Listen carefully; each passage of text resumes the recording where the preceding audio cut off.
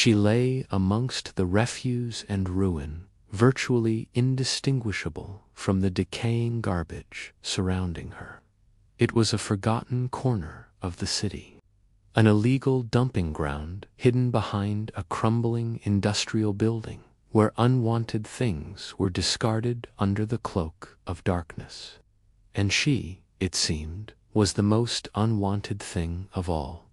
Found here, amidst broken bottles, rotting food waste, and discarded tires, she was barely alive, so still, so coated in grime and filth, she almost blended into the landscape of neglect. Only the faintest, almost imperceptible rise and fall of her emaciated flank betrayed the fact that life, fragile and tenacious, still clung desperately within her skeletal form. The air hung thick with the stench of decay, a miasma that choked the breath and spoke of endings. A cold, persistent drizzle fell from a leaden sky, plastering her thin, patchy fur to her skin, leaching away what little body heat remained. Her condition was beyond shocking. It was heartbreaking.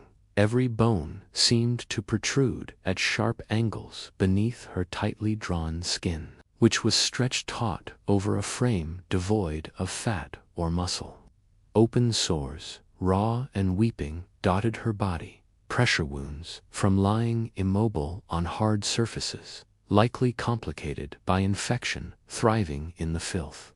One eye was swollen shut, crusted over with discharge, while the other stared blankly, unseeing, reflecting only the gray, indifferent sky above. She was a portrait of absolute abandonment, a creature reduced to the very precipice of existence.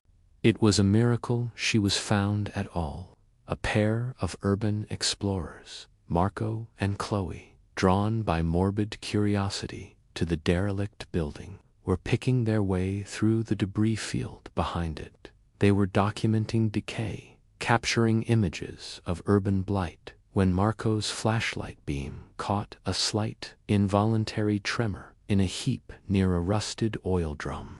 Initially, he thought it was just rats, a common sight in such places. But something made him pause, look closer. He nudged Chloe, pointing. What? What is that? As they cautiously approached, the shape resolved itself into the form of a medium-sized dog, curled tightly into a fetal position, attempting to conserve warmth, perhaps seeking refuge from the relentless drizzle. The sheer horror of her condition struck them like a physical blow. Chloe gasped, her hand flying to her mouth, eyes wide with disbelief and sudden, overwhelming pity. Marco felt a surge of nausea mixed with cold fury. How could anyone let an animal get into this state? How could anyone dump her here, like so much trash, to die alone in the cold and rain? Is she... Is she alive? Chloe whispered, her voice trembling. Marco knelt carefully, avoiding the broken glass, his flashlight beam steady on the dog's side. He watched, holding his breath, until he saw it again. That shallow, ragged movement. Yes, he breathed, relief warring with dread. Barely. Oh God, Chloe, she's barely alive. They knew they couldn't leave her. Despite the rain, the filth, and the overwhelming sadness of the situation, inaction was unthinkable. Carefully, Marco took off his thick, waterproof jacket, while Chloe cleared a small area nearby, removing the sharpest pieces of debris. Moving with extreme gentleness, acutely aware of her fragility and potential injuries, they managed to slide the jacket underneath her. She let out a low, almost inaudible moan, the only sound she'd made, a sound that pierced their hearts. She was terrifyingly light as they lifted her, little more than skin, bones, and matted fur. They carried her back to their car, Marco cradling her carefully against his chest, trying to shield her from the rain and offer some warmth. Chloe running ahead to get the doors open and lay down towels they kept in the trunk. The stench of infection and wet, dirty fur filled the small car, but they barely noticed, focused entirely on the small, shivering burden in Marco's arms. They immediately called the emergency number for the city's largest animal rescue shelter, explaining the situation, their voices urgent. At the Haven Animal Shelter, the intake team, accustomed to difficult cases, was nonetheless visibly shaken by the state of the dog Marco carried in. They rushed her straight to the on-site veterinary clinic. Dr. Anya Sharma, the head shelter veterinarian, took charge immediately. Her initial assessment was grim, confirming Marco and Chloe's worst fears, and then some. Severe hypothermia.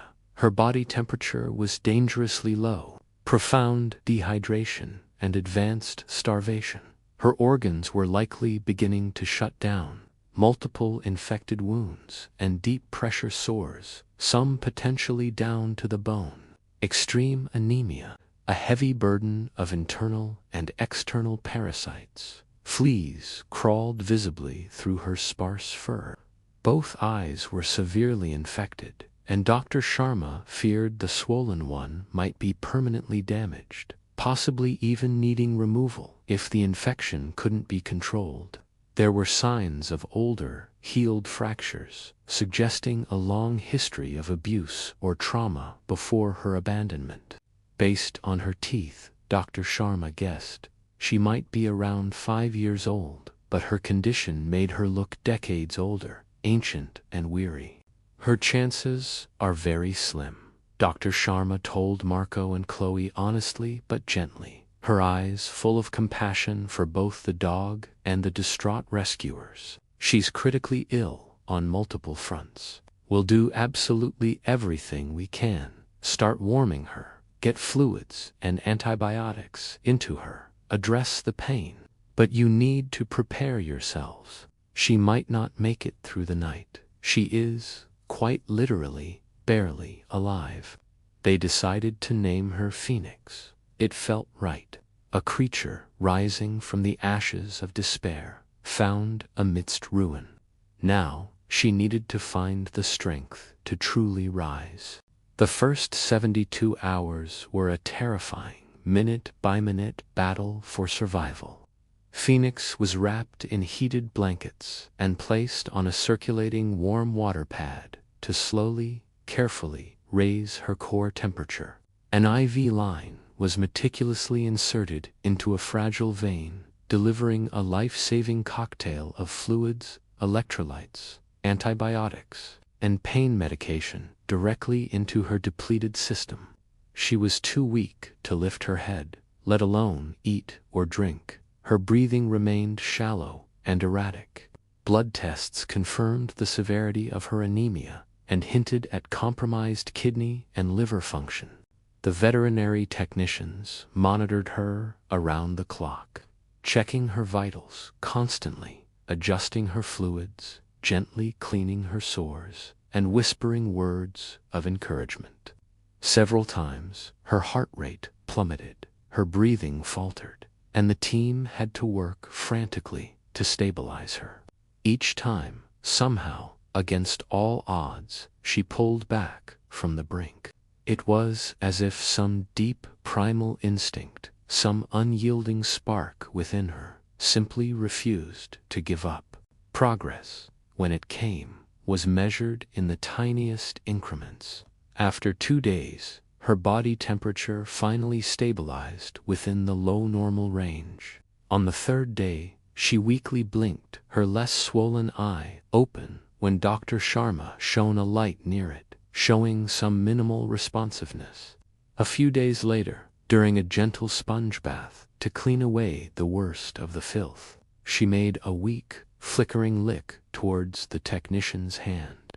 It wasn't much, but it was voluntary movement, a sign that the fog of near-death was perhaps beginning to lift. The fight was far from over. Her infected sores required careful debridement and daily dressing changes. The infection in her swollen eye remained severe, requiring intensive topical and systemic treatment. Feeding her was a major challenge, starting with a nutrient-rich liquid formula syringed slowly into her mouth. They gradually transitioned to a soft, high-calorie recovery paste offered in minuscule amounts multiple times a day. At first, she lacked the strength or interest to swallow consistently, but slowly, painstakingly, her appetite flickered. Each accepted mouthful felt like a monumental victory. Throughout this ordeal, Phoenix remained mostly passive, enduring the treatments with a stoicism born perhaps of long suffering. She rarely made a sound, except for the occasional low moan when a particularly sensitive sore was touched. Yet there was something in her stillness that wasn't just resignation. There was a watchfulness in her one good eye, a quiet endurance that spoke volumes. She absorbed the care, accepted the help, and focused every ounce of her minuscule energy on the sheer act of staying alive. She refused to give up, even when her body seemed determined to fail her. Weeks crawled by in the shelter's intensive care unit. Phoenix slowly began to gain grams, then ounces. The pressure sores began the long, slow process of healing, replaced by fragile pink granulation tissue.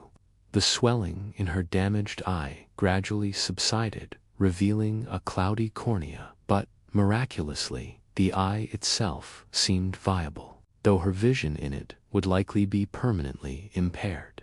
Her good eye started to show more awareness, tracking movement, occasionally focusing on a caregiver's face. Her fur, patchy and thin, began to show the faintest hints of new growth. As her physical strength marginally increased, glimpses of the dog beneath the trauma began to emerge. She remained incredibly fearful, flinching violently at sudden movements or loud noises. Raised hands were particularly terrifying, causing her to instinctively cower and avert her gaze. But the fear wasn't aggressive, it was purely defensive, deeply ingrained. She started showing subtle preferences, leaning slightly towards the vet tech, who always spoke most softly, offering a tentative tail thump when her favorite nutrient paste was offered. One rainy afternoon, about 6 weeks after her rescue, a volunteer named Clara was sitting quietly beside Phoenix's recovery kennel, reading a book as part of the shelter's program to gently acclimate traumatized animals to calm human presence. Phoenix, who had recently started standing for brief periods, was lying on her soft bedding, watching Clara with her usual quiet intensity. Suddenly, a loud clap of thunder rattled the building. Phoenix flinched hard, pressing herself into the bedding, trembling. Clara continued reading softly, projecting calm. After a moment, instead of retreating further into her fear, Phoenix lifted her head, looked directly at Clara, and let out a soft, almost questioning whine. It was the first time she had vocalized intentionally towards a human, not out of pain, but seemingly seeking reassurance. Clara responded with soothing words, keeping her distance, but offering verbal comfort. Phoenix visibly relaxed slightly, laying her head back down, though still tense. It was a breakthrough, a sign she was beginning to associate a human presence with potential safety rather than solely with threat. She was actively choosing connection, however tentatively, over isolation. This marked a turning point. Phoenix began showing more interest in her surroundings. She started cautiously, accepting gentle, brief touches on her back or shoulder, sometimes even leaning into the contact for a fleeting second. She took her first few hesitant steps outside her kennel into a small, quiet, adjacent run, sniffing the air with cautious curiosity. The veterinary team cheered her progress, marveling at her resilience. This dog, who had arrived literally at death's door, was slowly, painstakingly clawing her way back to life. Her heartbreaking beginning was being rewritten, day by day, by her sheer, indomitable will. Her rehabilitation phase began. This involved more than just physical healing. It focused on building positive associations and confidence, gentle handling exercises, associating touch with high-value treats, short, quiet walks on a soft harness in a secure, enclosed yard, allowing her to explore smells at her own pace. Introduction to soft toys, which she initially ignored, then tentatively nudged, and eventually, awkwardly, picked up. Every new experience was managed carefully to avoid overwhelming her. Phoenix's personality started to truly blossom, revealing a surprisingly gentle, quiet, and incredibly sweet soul beneath the layers of fear and trauma. She developed favorite people amongst the staff and volunteers, greeting them with soft tail wags and gentle head nudges. While still wary of strangers and easily startled, her recovery time bounced back quicker. She learned that startling events weren't necessarily followed by pain. She learned the routine of the shelter, meal times, quiet time, gentle walks, and seemed to find comfort in the predictability. The physical transformation was remarkable, though permanent scars remained, and her vision in one eye was limited. She was no longer skeletal. She had filled out, developing muscle tone. Her coat grew in thicker, soft, and surprisingly glossy in places, revealing a beautiful brindle pattern previously hidden by filth. The light in her good eye was bright, intelligent, and full of a gentle awareness. Comparing her current state to the photos taken the day she was found, barely alive, was almost unbelievable. Finding the right forever home for Phoenix would be paramount. She needed an exceptionally quiet, patient, and experienced, adult-only home. One prepared to continue managing her anxieties and providing a stable, predictable environment where she could continue to feel safe and blossom. The shelter staff knew this would be a challenge, but they were fiercely protective of her hard-won progress. She deserved nothing less than the perfect, understanding sanctuary.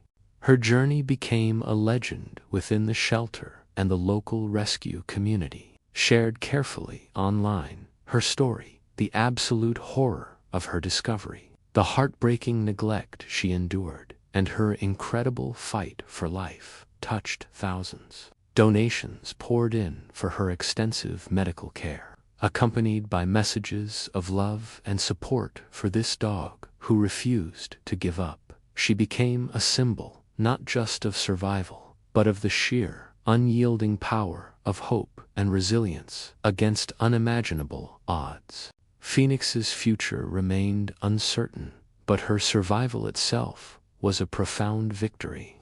Lying amongst the garbage, soaked and freezing, she had been given no reason to live, every reason to let go. Yet, something within her, some core of strength and will, held on. She endured the pain, accepted the help when it finally came, and fought her way back, step by agonizing step. The heartbreaking image of her found state would forever be etched in the memories of those who saved her, but it was increasingly overshadowed by the image of the gentle, hopeful dog she was becoming.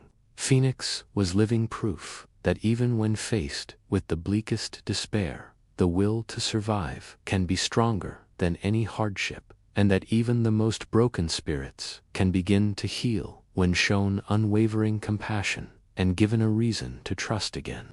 She refused to give up, and in doing so, she didn't just save her own life. She offered a powerful, unforgettable lesson in courage to everyone fortunate enough to witness her rise.